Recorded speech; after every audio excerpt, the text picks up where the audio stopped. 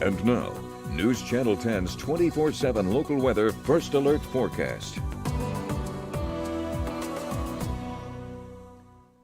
Hi, Kevin Selly in the Weather Center. Fantastic little thunderstorm, very interesting storm popped up just southeast of Amarillo on Monday night. It was about north of Turkey, a couple miles north of Turkey, and this is what it looked like from Amarillo, actually north of town, near the TV station. Beautiful thunderstorm, and I kind of followed it along and got a couple of neat pictures. Right behind the TV station, there's a beautiful windmill, and the sun was going down, obviously lighting the thunderstorm tower. And this one was fun to watch near the end of the daylight.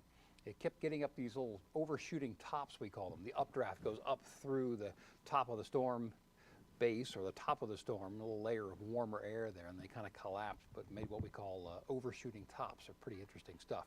All right, let's get on to the forecast then. We've got warm temperatures, unseasonably warm. 78 is the average high for this time of year for Amarillo. Tuesday, we're forecasting 93. Wow. Here's that little thunderstorm.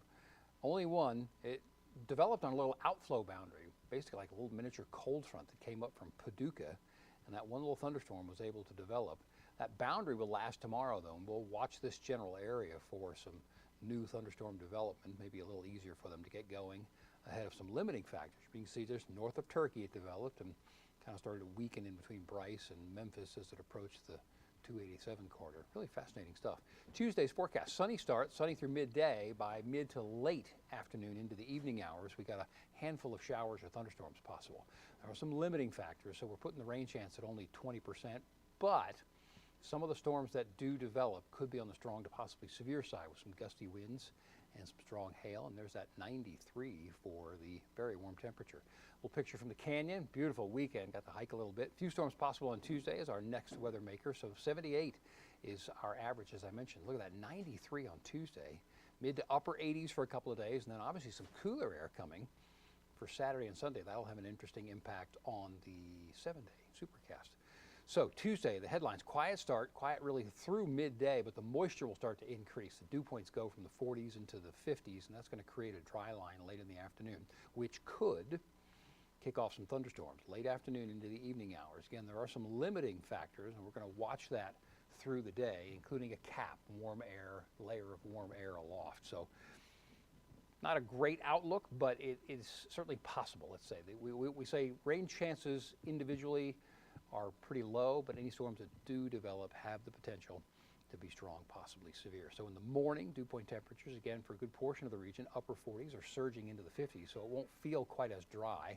And then we've got that dry line developing. There's 4 p.m. Note the dew point in Amarillo is 32 at 55 in Clarendon, and the dry line starts to work back westward into the evening hours. And so, again, basically the eastern half of the panhandle with a chance for a couple of thunderstorms in a couple of spots.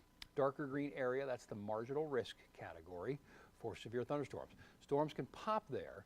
They can be just as severe as in the yellow areas, but the likelihood in the darker green area is a little bit lower and then a little bit higher in the yellow areas for the day on Tuesday.